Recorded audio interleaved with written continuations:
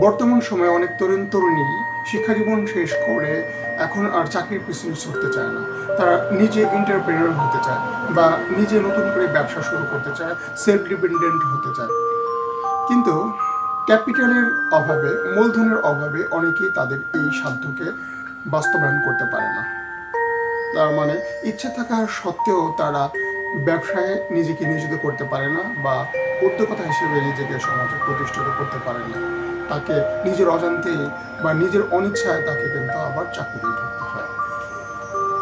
যে সকল তরুণ তরুণী যারা নতুন করে ব্যবসা শুরু করতে চায় বা উদ্যোক্তা হতে চায় বা কোনো নতুন তরুণ তরুণী প্রযুক্তি খাতে নিজের মেধাকে বিকাশ ঘটাতে চায়, সে প্রযুক্তি খাতে নিজের এন্টারপ্রেনার হতে চায়, এই সকল তরুণ তরুণীদের জন্য বাংলাদেশ ব্যাংক একটা সুবর্ণ সুযোগ নিয়ে আসে।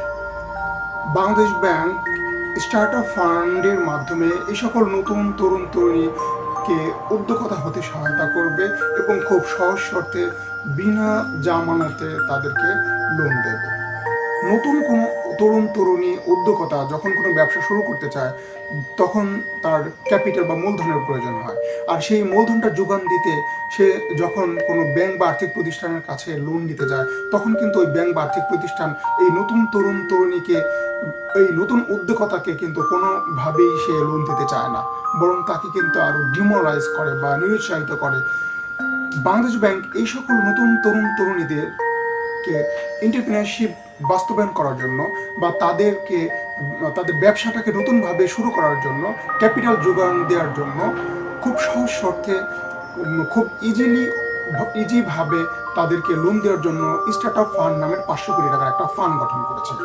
এই স্টার্টআপ ফান্ডের থেকে বাংলাদেশ ব্যাংক তফসিলি বা শিডিউল ব্যাংকের মাধ্যমে নতুন তরুণ তরুণী যারা উদ্যোক্তা হতে চায়, নতুন ব্যবসা শুরু করতে চায়, তাদেরকে খুব সহজভাবে এই স্টার্টআপ ফান্ডের আন্ডারে লোনের জন্য তারা মনোনীত করবে বা তাদেরকে লোন দেবে। আর বাংলাদেশ ব্যাংকের এই স্টার্টআপ ফান্ডের মাধ্যমে তরুণ তরুণীরা কীভাবে খুব সহজ শর্তে বিনা জামানতে লোন নিয়ে নিজে উদ্যোক্তা হতে পারে এবং কি প্রসিডিউরে বাংলাদেশ ব্যাংকের স্টার্টআপ ফান্ড থেকে তারা লোন নিতে পারে এবং এই স্টার্টআপ ফান্ড থেকে লোন নেওয়ার বিস্তারিত নিয়ে আজকে আমার এই ভিডিওটা। আশা করি ভিডিওটা শুরু থেকে শেষ পর্যন্ত দেখবে। নতুন তরুণ তরুণীরা নিজেকে উদ্যোক্তা হিসেবে বা একজন ব্যবসায়ী হিসেবে সমাজে প্রতিষ্ঠিত যেন করতে পারে এবং তারা যেন সেলফ ডিপেন্ডেন্ট হয়, সেই লক্ষ্যে বাংলাদেশ ব্যাংক স্টার্টআপ ফান্ড গঠন করেছে। এই স্টার্টআপ ফান্ড থেকে বাংলাদেশ ব্যাংক এই সকল নতুন তরুণ তরুণীদেরকে মূলধনের যোগান দেবে, নতুন করে তাদেরকে এন্টারপ্রেনার হওয়ার সুযোগ তৈরি করে দেবে। বাংলাদেশ ব্যাংক 500 কোটি টাকার একটা স্টার্টআপ ফান্ড করেছে। আর এই স্টার্টআপ ফান্ড থেকে বাংলাদেশের বিদ্যমান যে তফসিলি বা শিডিউল ব্যাংক রয়েছে, এই সকল শিডিউল ব্যাংকের মাধ্যমেই আসলে নতুন তরুণ তরুণীদেরকে এই লোনটা বিতরণ করা হবে। যে সকল নতুন তরুণ তরুণীরা এই স্টার্টআপ ফান্ডের মাধ্যমে লোন নিয়ে এন্টারপ্রেনার হতে চায় বা নিজে নতুন করে ব্যবসা শুরু করতে চায়, তাদের বয়স হতে 21 থেকে 45 বছরের মধ্যে। 21 বছরের কম হলে সে এইখান থেকে লোন নিতে পারবে না। ঠিক তেমনি 45 ইয়ার্সের বেশি হলেও সে আবার এই স্টার্টআপ ফান্ডের আন্ডারে লোন নেওয়ার জন্য এন্টাইটেলমেন্ট হবে না বা যোগ্য হবে না। ওই তরুণ তরুণীকে তার পার্শ্ববর্তী শিডিউল ব্যাংকে গিয়ে যোগাযোগ করতে হবে। তার মানে তার পার্শ্ববর্তী যে তফসিলি ব্যাংক রয়েছে, এই তফসিলি ব্যাংকে গিয়ে আসলে তাকে আবেদন করতে হবে। এখানে আমাদের একটা কথা মনে রাখতে হবে, সেন্ট্রাল ব্যাংক বা বাংলাদেশ ব্যাংক কিন্তু কখনোই জেনারেল পাবলিকের সাথে কোনো লেনদেন করে না বা জেনারেল পাবলিককে এসে লোন দেয় না। বাংলাদেশ ব্যাংক যখন কোনো সুযোগ সুবিধা দেয়, সেই সুযোগ সুবিধাটা বা যে কোনো ফাইন্যান্সিয়াল ডিলিংটা কিন্তু বাংলাদেশ ব্যাংক আমাদের দেশে বিদ্যমান যে তফসিলি ব্যাংক রয়েছে বা অন্যান্য আর্থিক প্রতিষ্ঠান রয়েছে, সেই সকল আর্থিক প্রতিষ্ঠানের মাধ্যমে জনগণের কাছে আসলে পৌঁছে দেয়। তবে এই স্টার্টআপ ফান্ডের ক্ষেত্রে কিন্তু অন্যান্য আর্থিক প্রতিষ্ঠান বা স্পেশালাইজড ব্যাংকের কাছে গেলে আপনি লোন নিতে পারবেন না। স্টার্টআপ ফান্ডের মাধ্যমে যে নতুন তরুণ তরুণীরা লোন নেবে তাদেরকে অবশ্যই আমাদের দেশের যে তফসিলি ব্যাংক রয়েছে বা শিডিউল ব্যাংক রয়েছে, ওই সমস্ত শিডিউল ব্যাংকের থেকে আসলে লোন নিতে হবে। এই লোনের মেয়াদটা হবে 5 বছরের জন্য। তবে কোনো আবেদনকারীর কোনো প্রজেক্টের যদি এর 5 বছরের বেশি সময়ের জন্য লোনের দরকার হয়, তাহলে সেটা যে ব্যাংকে ওই আবেদনকারী লোনের জন্য আবেদন করেছে সেই শিডিউল ব্যাংক এবং বাংলাদেশ ব্যাংক এরা পর্যালোচনা করে যদি সেটাকে ফিজিবল ফিল করে বা ফিজিবল মনে করে, তাহলে কিন্তু তারা 5 বছরের বেশিও টাইমটা এক্সটেন্ড করতে পারে। তবে নর্মালি স্টার্টআপ ফান্ডের আন্ডারে তরুণ তরুণীদের যে লোনটা দেওয়া হবে, নতুনভাবে ব্যবসা শুরু করার জন্য যে লোনটা দেওয়া হবে, এই লোনটার মেয়াদ হবে, ম্যাচুরিটি পিরিয়ড হবে অনলি 5 ইয়ার্স, মানে 5 বছর। এই স্টার্টআপ ফান্ডের মাধ্যমে নতুন তরুণীরা যে লোনটা নেবে, এই লোনটা সর্বোচ্চ লিমিট হবে 1 কোটি টাকা। তার মানে কোনো তরুণী 1 কোটি টাকার বেশি কিন্তু লোন নিতে পারবে না। তবে 1 কোটি টাকা মানে কিন্তু এটা হচ্ছে সর্বোচ্চ লিমিট, কেউ 1 কোটি টাকার বেশি নিতে পারবে না। তবে কোনো তরুণীর কোনো প্রজেক্ট বা তার যে ব্যবসা সেটা যে শুরু করতে যাচ্ছে, সে যে বিষয়ে এন্টারপ্রেনার হতে চাচ্ছে, সেই বিষয়টার ক্যাপিটাল যদি 1 কোটি টাকার কম দরকার হয়, তাহলে কিন্তু সে 1 কোটি টাকা পাবে না। তাহলে ওই শিডিউল ব্যাংক বা শিডিউল ব্যাংকের অথরিটি সেটাকে অ্যানালাইসিস করবে, তার প্রপোজালকে অ্যানালাইসিস করে তার যে পরিমাণ টাকার দরকার হবে আসলে সেই পরিমাণ টাকাই দেবে। আমি একটা উদাহরণ দিচ্ছি, ধরেন কোনো একজন আবেদনকারী বা এন্টারপ্রেনার নতুনভাবে একটা ব্যবসা শুরু করতে চাইলো, কিন্তু তার ব্যবসাটা শুরু করতে গিয়ে দেখা গেল যে সেই ব্যবসাটা 10 লাখ টাকার মধ্যেই শুরু করতে পারবে, তাহলে কিন্তু সে 1 কোটি টাকা পাবে না, তাকে কিন্তু তার লোনটাই 10 লাখ টাকার মধ্যেই সীমাবদ্ধ হয়ে যাবে, তার মানে সে 10 লাখ টাকাই পাবে।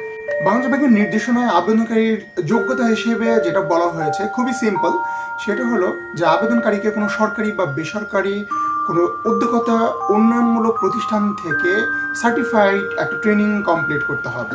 উদ্যোক্তা উন্নয়ন, ব্যবসা পরিচালনা এবং উৎপাদন রিলেটেড যে বিষয়ে সে ব্যবসাটা শুরু করতে যাচ্ছে সেই বিষয়ে তার ট্রেনিং করা থাকতে হবে এবং ওই ট্রেনিংটা অবশ্যই সার্টিফাইড হতে হবে। তার মানে সে যে ট্রেনিং করেছে ওই কারিগরি প্রতিষ্ঠান থেকে তার একটা সার্টিফিকেট থাকতে হবে, আর এই সার্টিফিকেটটা ওই শিডিউল ব্যাংকে লিয়েন রাখতে হবে, তার মানে ওই শিডিউল ব্যাংকে জমা রাখতে হবে।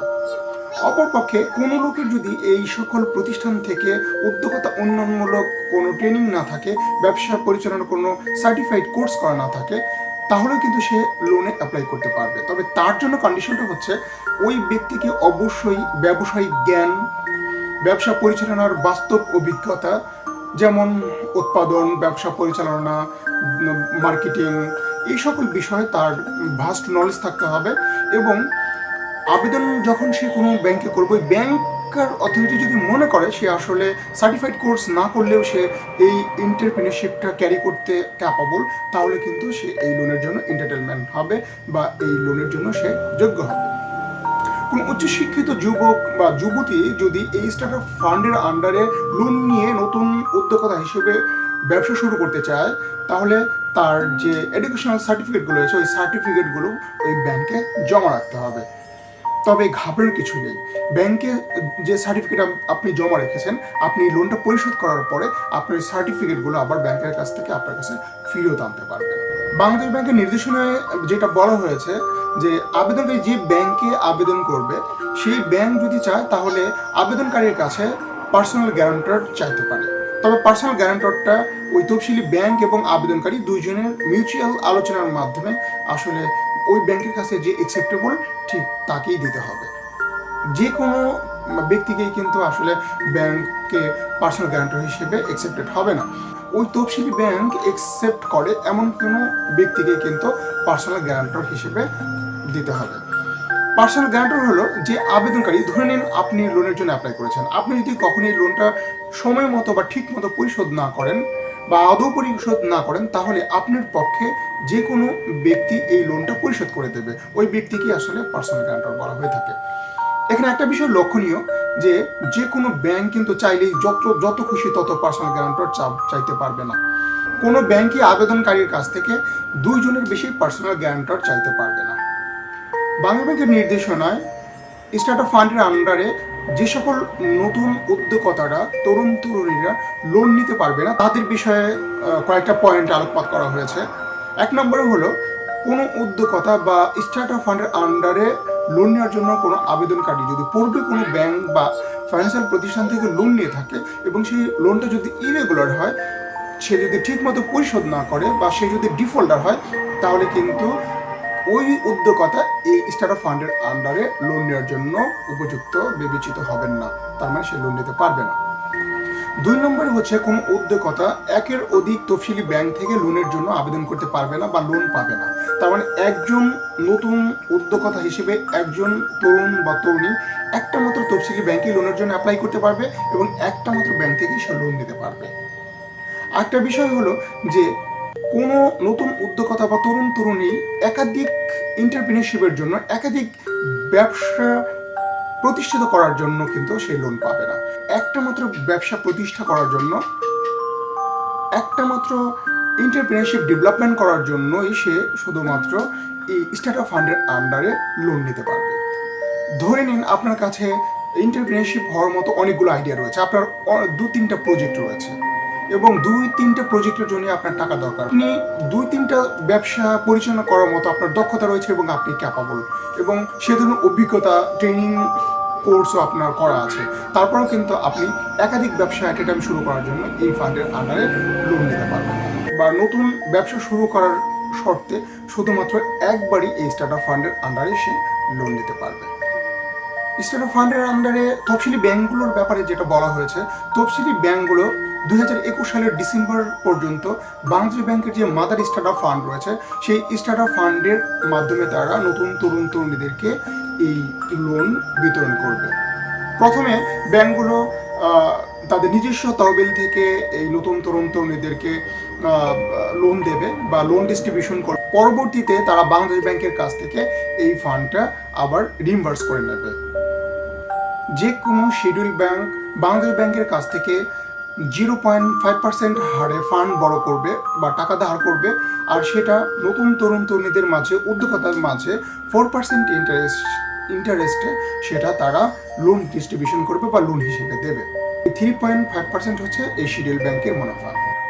2022 সালের পরে প্রতিটা শিডিউল ব্যাংকে তার অপারেটিং প্রফিটের 1% নিয়ে নিজস্ব একটা স্টার্টআপ ফান্ড গঠন করতে হবে। 2022 সালের জানুয়ারির পর থেকে ওই ব্যাংককে তার যে নিজস্ব স্টার্টআপ ফান্ড রয়েছে সেই ফান্ড থেকে তরুণ তরুণীদেরকে নতুন ব্যবসা করার জন্য লোন দিতে হবে। শিডিউল ব্যাংকগুলোর নিজস্ব যে স্টার্টআপ ফান্ড গঠন করবে, ওই স্টার্টআপ ফান্ড যখন শেষ হয়ে যাবে তখন তারা বাংলাদেশ ব্যাংকের মাদার যে স্টার্টআপ ফান্ড রয়েছে 500 কোটি টাকার, সেই ফান্ড থেকে ফান্ড বড় করে আবার তরুণ তরুণীদের মাঝে সে নতুনভাবে লোন ডিস্ট্রিবিউশন করতে পারবে। তবে নিজস্ব তহবিল শেষ হওয়ার আগ পর্যন্ত তারা কিন্তু বাংলাদেশ ব্যাংকের মাদার অ্যাকাউন্ট থেকে বা মাদার যে স্টার্টআপ ফান্ড রয়েছে সেখান থেকে তারা কোনো ফান্ড পাবে না। বাংলাদেশ ব্যাংকের নির্দেশনায় আরেকটা জিনিস স্পেসিফিক করে দেওয়া হয়েছে, সেটা হলো স্টার্টআপ ফান্ডের আন্ডারে যে লোন দেবে তার মিনিমাম 10% অবশ্যই ওমেন এন্টারপ্রেনিয়রদেরকে দিতে হবে।